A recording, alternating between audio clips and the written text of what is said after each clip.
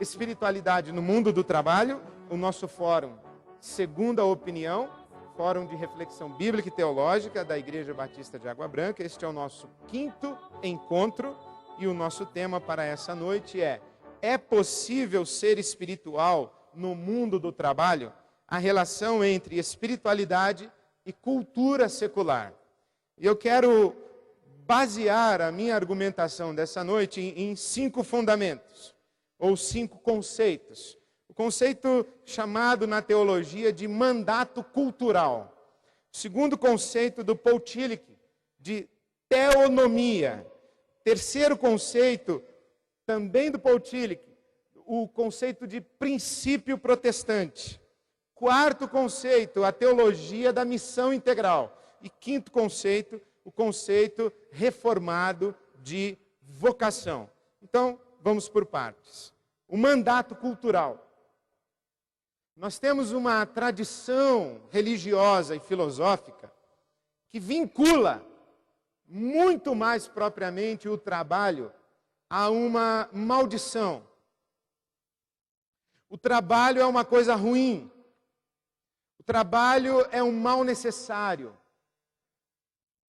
Parece que isso está no imaginário popular. O trabalho não é uma bênção, o trabalho é uma maldição. Provavelmente, tiramos isso de 2 expressões. A primeira, a bíblica. Quando você lê no Gênesis, o capítulo 3, quando Deus diz a Adão: a terra será amaldiçoada por tua causa, a terra vai gerar espinhos e ervas daninhas, e com o suor do rosto você vai comer o seu pão. Você vai ter que suar para tirar da terra o seu alimento. Essa fala de que você vai sofrer para conseguir sobreviver, faz com que a gente associe trabalho com sofrimento. Trabalho com maldição. E também a origem latina do termo trabalho, que é tripalium, um instrumento romano de tortura. Então, aquilo que era identificado na cultura romana como um instrumento de tortura, deu origem à nossa palavra trabalho. O tripalium romano virou a nossa palavra trabalho. De modo que não é de se estranhar que para essa construção teológica de o trabalho é uma maldição e a etimologia da palavra trabalho é tripalium, que as pessoas acreditem que na segunda-feira elas começam a ser torturadas e são torturadas até sexta-feira ou sábado, com um descanso mais ou menos assim no domingo. Então essa noção negativa do trabalho, ela precisa ser revista. E para revermos essa noção negativa do trabalho, nós temos o que a teologia chama de mandato cultural. Em Gênesis capítulo 3, 17 a 19, está essa fala da maldição do trabalho. Mas o trabalho não aparece no Gênesis apenas no capítulo 3. Ele aparece bem antes. Ele aparece no capítulo 1, os versos 26 a 28, quando Deus, na economia da Trindade, diz: façamos o homem à nossa imagem, à nossa semelhança, e domine ele sobre todos os animais. E Deus então dá a ordem, que é essa expressão que a teologia vai chamar de mandato cultural. Multipliquem-se e sujeitem a terra, encham a terra, povoem a terra e sujeitem a terra.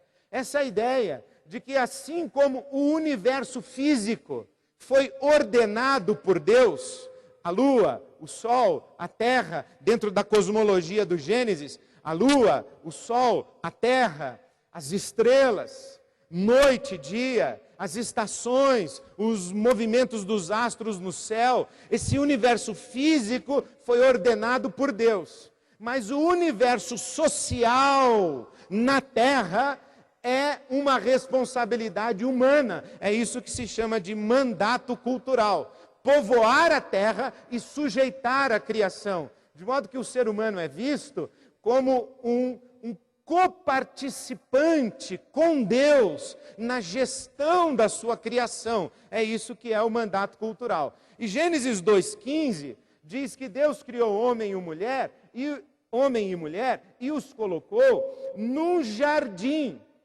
para cultivar o jardim, para cuidar do jardim. Então havia trabalho antes daquela maldição de suar a camisa para conseguir comer o pão de cada dia. Então havia um trabalho. O trabalho primeiro no sentido de povoar a terra e fazer a construção da sociedade que está povoando essa terra. E esse processo seria semelhante a trabalhar em um jardim. E nós teríamos flores e frutos. Mas depois que o homem, no capítulo 3 do Gênesis, rompe com o seu Criador e reivindica a sua autonomia em relação ao seu Criador, a terra não é mais um jardim cujo produto é flores e frutos, mas agora a terra é amaldiçoada e o seu produto é cardos e espinhos, ervas daninhas. E é por causa desse ambiente hostil que nós suamos o nosso rosto. Mas no projeto, ou no propósito original de Deus, o trabalho seria uma parceria com Deus para a ordenação de sua criação. É isso que é o mandato cultural. O trabalho precisa ser visto não a partir de Gênesis 3, mas a partir de Gênesis 1, 26 a 28 e Gênesis 2, 15. E aí nós resgatamos o sentido de trabalho. Segundo, esse conceito do Paul Tillich de teonomia. Lembre-se que Paul Tillich escreve na Europa pós-Primeira Guerra. A fase mais produtiva de Paul Tillich é a partir de 35, quando ele vai da Alemanha para os Estados Unidos e se baseia na Universidade de Nova York, e ele começa a responder ao existencialismo e ao modernismo que está varrendo a Europa. Então, por exemplo, Paul Tillich tem um livro chamado Coragem de Ser, que é uma resposta que ele dá a Jean-Paul Sartre, o livro dele, O Ser e o Nada. Então o Tillich vai pegar uma Europa moderna, chamada secularizada. Uma Europa que deu as costas para Deus e que reivindica a autonomia. Autonomia é essa palavra composta. Nomos é lei. Autônomos, aquele que tem a lei em si mesmo.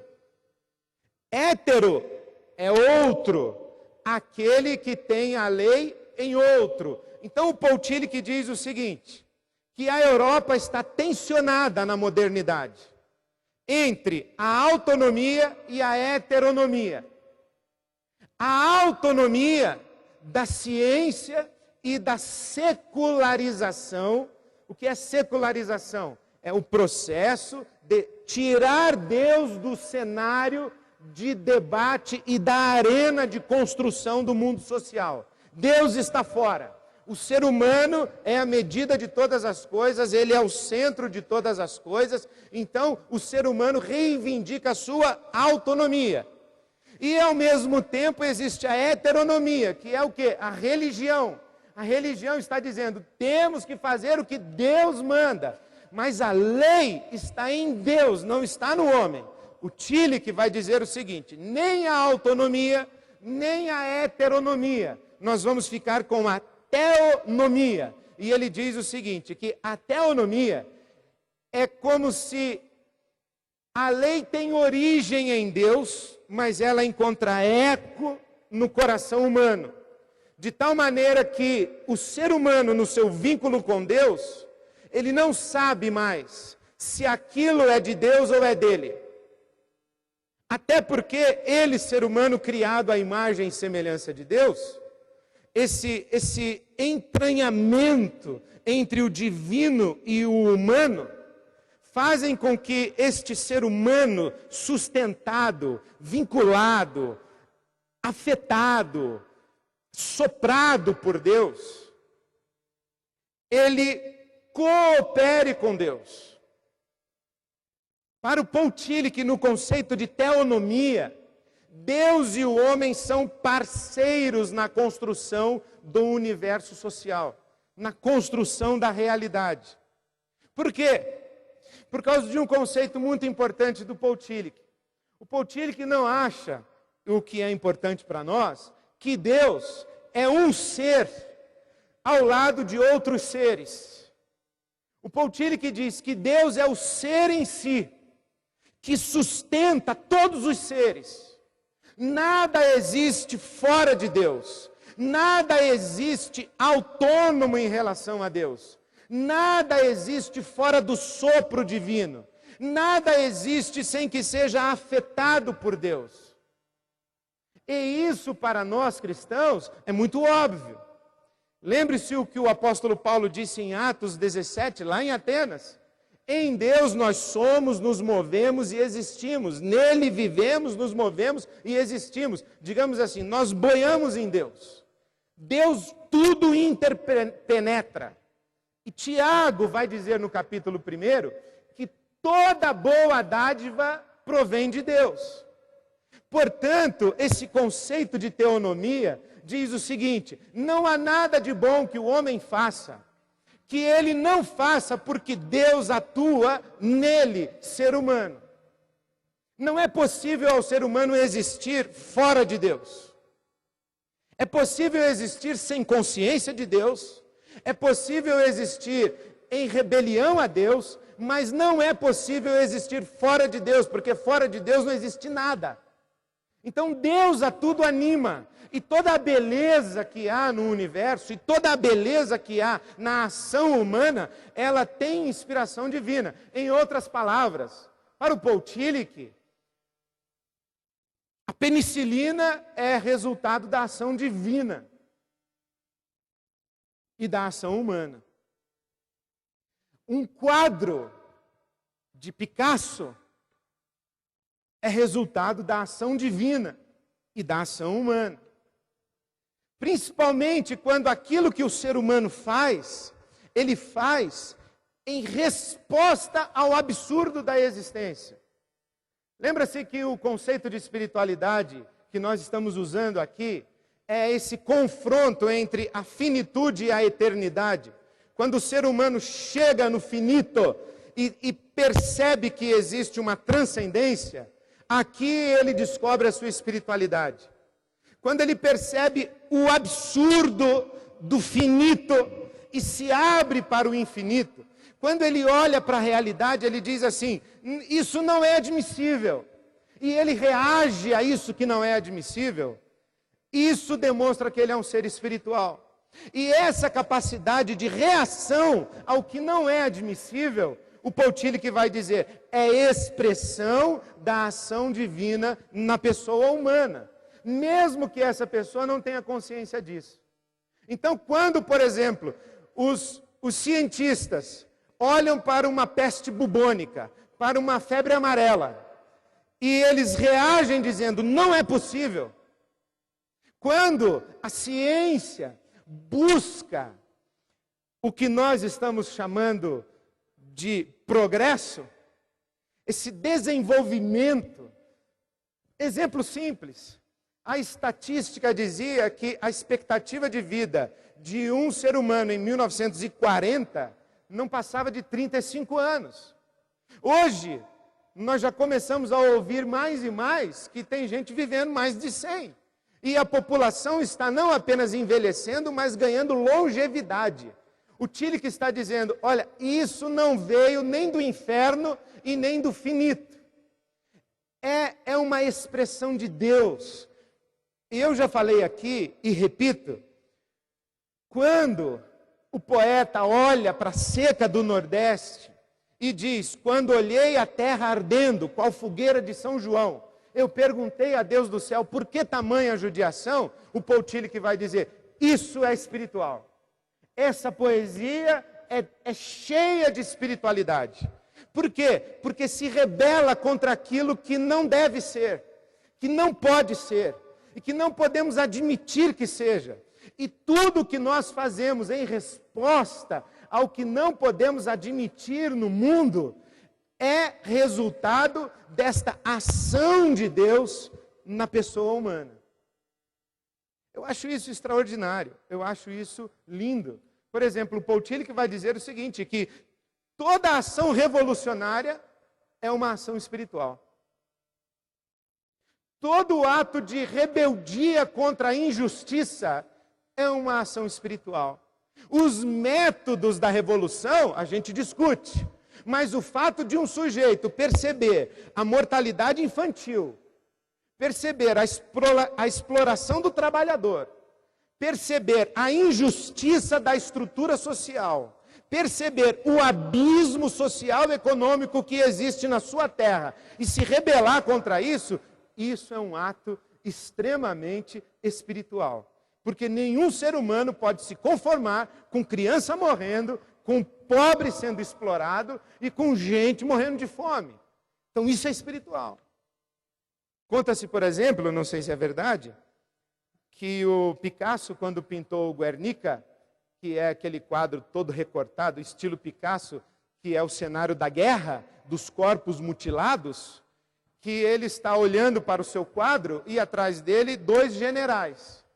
E os generais perguntam a ele, quem fez essa porcaria?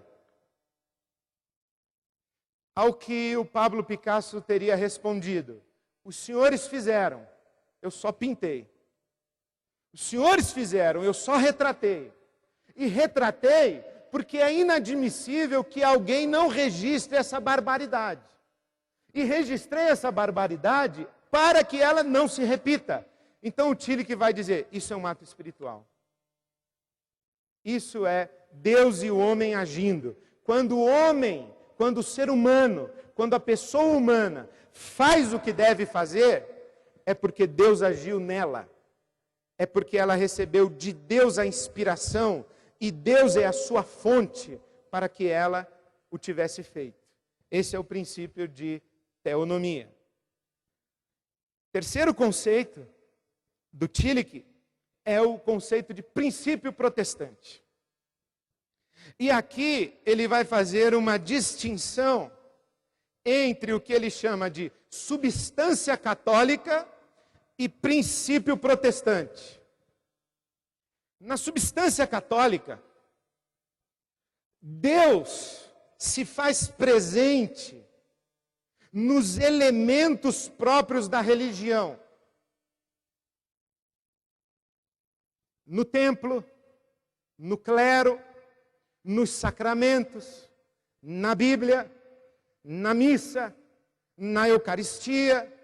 Deus se faz presente, se materializa no terço, na hierarquia da igreja, nos lugares sagrados de romaria, na vela acesa. E se você tirar o templo, o clero, se você tirar a vela, se você tirar o local de romaria, se você tirar a romaria, se você tirar o sacramento, Deus cai no vazio. Se você tirar a religião, Deus cai no vazio. O Tillich vai dizer que o princípio protestante é quase o oposto. No princípio protestante, todas as divisões claras entre sagrado e secularizado devem ser eliminadas, mediante o reconhecimento de um poder transcendente que se faz presente tanto na cultura como na religião. O Tillich vai dizer que o sagrado, o divino, que Deus não se manifesta apenas no ambiente religioso, mas ele se manifesta numa mulher que está alfabetizando crianças no sertão. Ele se manifesta na obra de Beethoven. Ele se manifesta na pesquisa científica. Ele se manifesta na ação política. Não é a religião, não é o espaço da manifestação do divino. Inclusive, o Paul Tillich, ele dizia que o espaço religioso estava tão contaminado que seria mais fácil encontrar Deus fora do espaço religioso do que dentro dele. Porque o Tillich não considerava que o espaço religioso tivesse a exclusividade da relação com o sagrado. Então ele vai dizer que Deus se manifesta na cultura, porque toda a produção cultural é uma resposta humana ao mandato cultural, é uma resposta humana ao que não deve ser na direção de fazer que seja. 4. A teologia da missão integral. E eu queria que você prestasse atenção nisso. O apóstolo Paulo escreve aos Efésios, capítulo 1, que Deus o Pai ressuscitou Jesus Cristo dentre os mortos e fez de Jesus cabeça, isto é, autoridade sobre todas as coisas. Mas para que Jesus seja autoridade, Jesus Cristo seja autoridade sobre todas as coisas, Ele é autoridade sobre a igreja. E nesse sentido, o princípio, o conceito de missão integral, diz que Jesus Cristo é Senhor de direito sobre tudo e todos, mas Ele não é Senhor de fato sobre tudo e sobre todos. E que a missão da igreja é agir no mundo, isto é, a missão daqueles que conscientemente reconhecem, invocam e se submetem à autoridade de Jesus Cristo, é agir sobre todas as coisas para que Jesus seja sobre todas as coisas Senhor de direito e de fato. Digamos assim, que a igreja deve agir para que Jesus seja Senhor de fato sobre tudo quanto Ele é Senhor de direito. Em outras palavras, toda prata e todo ouro, diz a Bíblia Sagrada, pertencem a Deus. De direito, mas não de fato. Toda ciência, toda tecnologia, toda expressão de cultura, toda a estrutura social, corporativa, política, quem é Senhor sobre tudo? É Jesus Cristo. Mas de direito, não de fato. A nossa ação deve ser para que Jesus se torne Senhor de direito e de fato sobre todas as coisas. Em outras palavras, sobre esta família, cujo pai é alcoólatra, espanca sua mulher e seus filhos, alguém precisa chegar lá e dizer: Senhor, o verdadeiro dono dessa casa não é o Senhor, é Jesus Cristo, e não é legítimo que o Senhor trate essa casa, a sua esposa e seus filhos dessa maneira. Senhor administrador público, o verdadeiro dono destes recursos é Jesus, e não é legítimo que o Senhor os administre dessa maneira. Senhor general, Senhor explorador do petróleo, Senhor dono do canavial, Senhor gerente da farmácia, O verdadeiro dono desse negócio todo é Jesus. Não é legítimo que isso seja administrado dessa maneira. Tudo quanto existe deve ser administrado para o bem comum. Não é legítimo que algo seja administrado à busca e a partir de interesses pessoais. Então, o conceito de missão integral vai dizer para nós isso, que a verdadeira ação daqueles que conscientemente se relacionam com Deus não é converter pessoas. É promover de maneira integral, integrada, completa, a melhor gestão de tudo para o bem comum ou para o bem do maior número de pessoas. Esse é o nosso caminho. Abraham Kuyper, ele disse: não há um só lugar no universo sobre o qual Cristo não possa colocar o seu dedo e dizer: isto é meu. Pense na sua mesa de trabalho. Jesus pode entrar lá, botar o dedo em cima da mesa e falar: é meu. Pense no dinheiro na sua poupança e na sua conta corrente. Jesus vai lá e põe o dedo: é meu. Pense no seu corpo: é meu. Pense no seu conhecimento: é meu. Pense na sua educação, no seu diploma: é meu. Pense no seu treinamento: é meu. Quem deu a você a autorização de usar como se fosse seu? Esse é o conceito que está por trás. Esse camarada, um holandês reformador extraordinário. E por último, o conceito de vocação. Romanos capítulo 13, os versículos de 1 a 7. Muito interessante como o Novo Testamento vai tratar essa questão. O apóstolo Paulo está falando aqui em Romanos 13 das autoridades civis. E ele diz que a autoridade civil é sacerdote de Deus para promover o bem, coibir o mal, promover a justiça e usar a espada para conter a injustiça. Primeira carta aos Coríntios, o apóstolo Paulo, capítulo 10, 31, diz assim: seja comer, seja beber, ou qualquer outra coisa a fazer, faça tudo para a glória de Deus. Colossenses capítulo 3, os versos 22 a 24.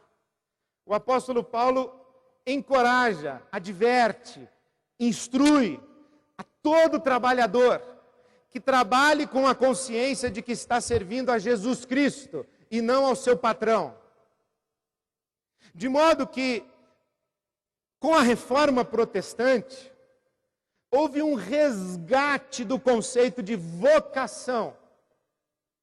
Martinho Lutero chega a dizer que uma mulher lavando as suas panelas, ela pode, mediante sua atitude, seu coração e sua consciência, superar em santidade todos os monges e todas as freiras do mundo.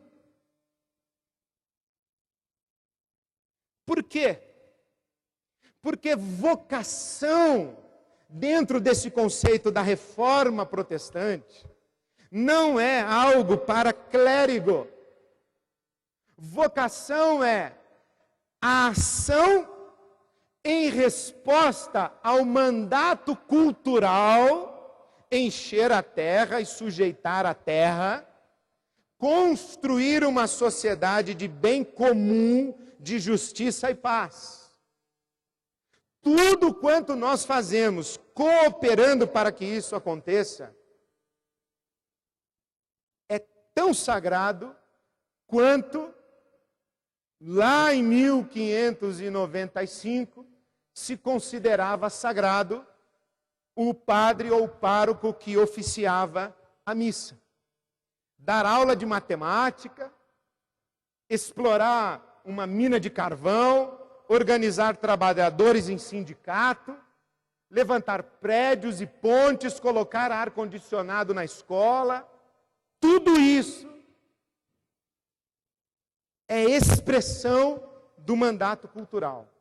Tornar esse mundo habitável e para o bem comum da raça humana. Portanto, eu queria terminar dizendo-lhes que Jesus, na minha opinião, não era nada ou quase nada religioso, mas era muito espiritual. E nós, com esse exercício dessa noite, o que é que pretendo sugerir a você como base para a nossa conversa de daqui a pouco? É que o nosso raciocínio, em geral, é o seguinte: eu tenho o meu trabalho secular. O que é que eu posso fazer para tornar esse trabalho interessante para Deus?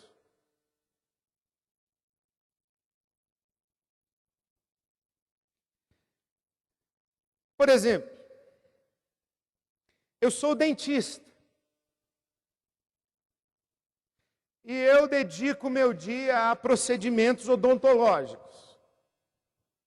O que é que eu posso fazer enquanto desenvolvo a prática da odontologia para que esse trabalho interesse para Deus?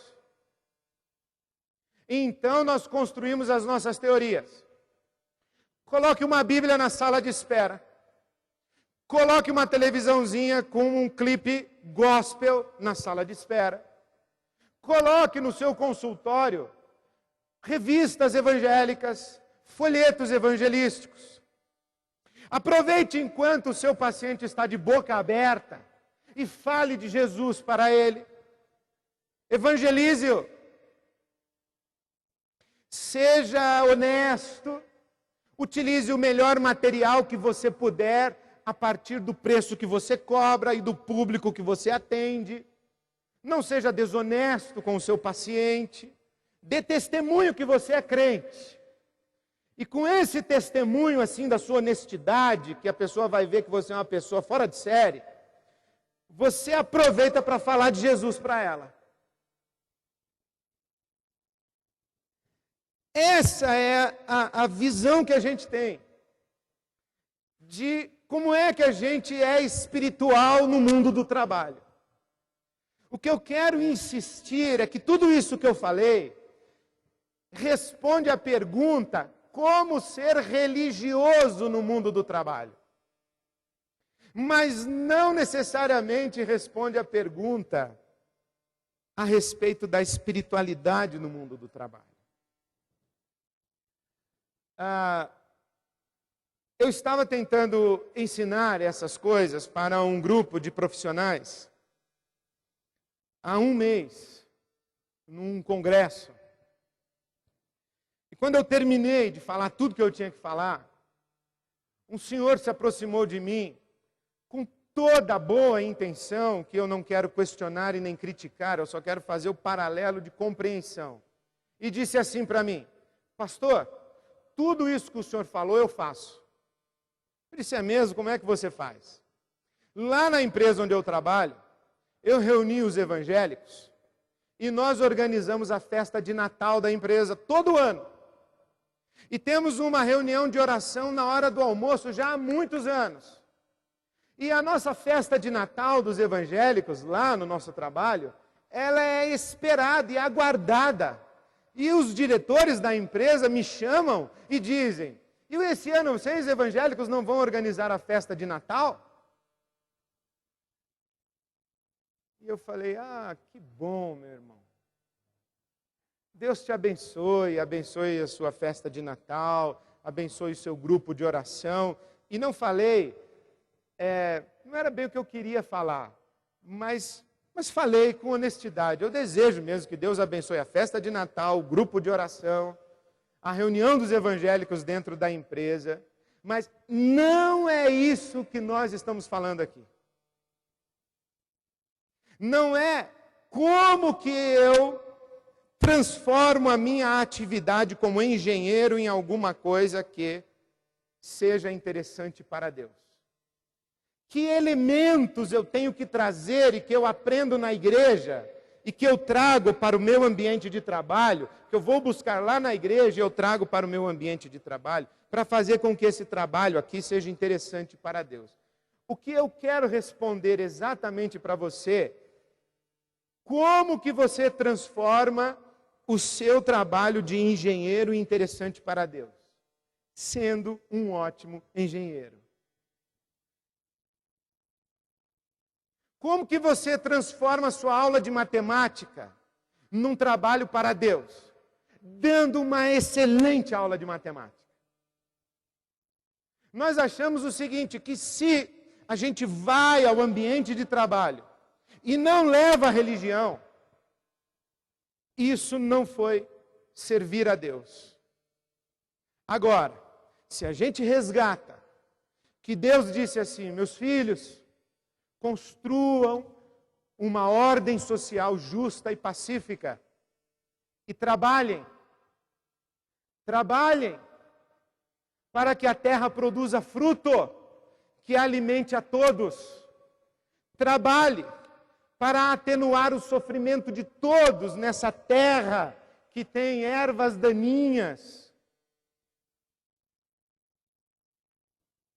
Se nós resgatarmos que desde escrever uma poesia, compor uma canção, construir uma ponte, isso é uma resposta humana ao que não é, na tentativa de construir o que deve ser. E que nós só fomos capazes de dar essa resposta porque Deus está agindo em nós e nos inspirando, nos sustentando com vida, nos capacitando. Se nós resgatarmos que Deus não se manifesta apenas no ambiente religioso, mas Ele se manifesta em toda a teia da sociedade, inclusive na religião, embora haja controvérsias, porque assim como há controvérsias que alguns ambientes culturais são expressões divinas, também é verdade que há alguns ambientes religiosos que a gente duvida muito que sejam expressões divinas, mas Deus não está restrito aqui ao mundo da religião. Se nós resgatarmos que a nossa ação no mundo deve ser trazer tudo para que funcione de acordo com os interesses do verdadeiro proprietário, que é Jesus Cristo, e se nós resgatarmos o nosso conceito de vocação, então como é que nós somos espirituais no mundo do trabalho? Fazendo o nosso trabalho para abençoar pessoas e servir pessoas. É assim que a gente é espiritual no mundo do trabalho. Eu diria, se você dá aula de matemática para ganhar dinheiro e multiplica o número de aulas e não tem tempo para preparar a sua aula, porque você precisa ganhar dinheiro e a sua aula é sofrível e a sua relação com aquelas pessoas é sofrível, e se o conteúdo que você oferece é sofrível, eu diria, não adianta fazer oração, não adianta ler a Bíblia antes, não adianta fazer grupo de solidariedade para ajudar a creche do lado da escola, porque a primeira coisa que Deus está querendo de você é uma aula de matemática. É isso. É que você faça bem a ponte que você está fazendo, para a ponte não cair. É que você organize minimamente esse trânsito dessa cidade de São Paulo. É que você não seja corrupto no seu mandato político, no seu cargo eletivo. É isso. Por quê? Porque Jesus, no julgamento final, em Mateus 25, 31 a 46, ele diz assim: tive fome e você me deu de comer, tive sede, você me deu de beber, Estive preso e você foi me visitar. E nós poderíamos aumentar essa lista. Fui analfabeto e você me ensinou a ler e a escrever. Eu tive dor de dente e você me atendeu de madrugada. Eu precisei comprar uma casa e você me ajudou no financiamento. Aliás, eu precisava comprar casa e você aperfeiçoou o sistema financeiro de financiamento da casa própria para o trabalhador. Isso é servir a Deus. É assim que Jesus vai... Ele não diz, você leu a Bíblia comigo, fez uma oração comigo na hora do almoço, e você me falou sobre o pré-milenismo pós-tribulacionista. E me ensinou a escatologia do Apocalipse. Não, ele não fala isso. Bom, é importante, eu insisto, é importante você ler a Bíblia com as pessoas? É. É importante você orar com elas? É. Mas significa que se você está dando aula de matemática, fazendo uma cirurgia, trocando um pneu de um carro, trocando o carburador de um carro, você não está servindo a Deus? Não, não significa. Eu hoje, graças a Deus, já não ouço mais tanto assim na nossa comunidade chamada Igreja Batista de Água Branca. Mas durante muito tempo eu ouvi pessoas dizendo: o meu trabalho secular não me deixa servir a Deus. Entende isso? Pastor, eu vou me aposentar no ano que vem, eu vou poder me dedicar mais a servir a Deus. E eu não canso de contar, e encerro fazendo uma homenagem ao meu amigo, que se me ouvir vai saber que é ele, que enquanto foi médico aqui nessa cidade de São Paulo, fez do chão ao tudo 2 postos de saúde no tempo em que o PT tinha a prefeitura de São Paulo. Trabalhou muito, de sol a sol. Um dia, eu chamei esse meu amigo e disse assim: você está trabalhando bastante para o PT. Quando é que você vai começar a trabalhar para Deus? Em outras palavras, eu tinha dentro da minha igreja mão de obra mais do que qualificada para organizar retiro de casais, para organizar um departamento de evangelismo, para organizar um projeto de educação de jovens, para atuar na liderança de grupos de estudos bíblicos nas casas.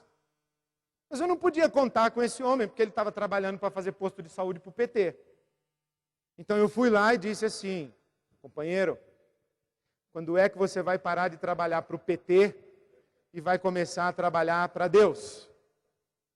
Em outras palavras, quando é que você vai se desobrigar do seu trabalho secular para se envolver nas atividades da sua igreja? Para a gente conseguir ganhar mais pessoas para Jesus e para a gente trazer mais pessoas para dentro da igreja. Aí esse meu amigo respondeu: pastor, o senhor não ensinou para nós que o reino de Deus é maior do que essa igrejinha aqui? Falei, sim, claro. E você não ensinou para nós que quando a gente serve pessoas, a gente está servindo a Deus? Sim, claro, foi o que eu disse para você. Falei, então o senhor acha que eu estou me matando de trabalhar na periferia de São Paulo para servir ao PT? Ou o senhor considera a possibilidade que eu esteja servindo aquela gente pobre em nome de Deus e para a glória de Deus? E que isso é o melhor que eu posso fazer com as competências que Deus me deu, a formação que Deus me deu? Eu falei, sim, é exatamente isso que eu queria lhe dizer. Exatamente isso.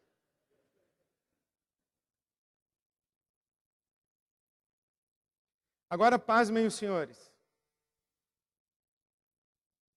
Há pouco mais de um mês, menos de um mês, aquele congresso lá que eu falei, quando eu acabei de falar essas coisas, Eu fui rodeado de pessoas que me disseram: o meu pastor não pode ouvir essa fita e assistir esse DVD aí não, porque ele vai te pegar.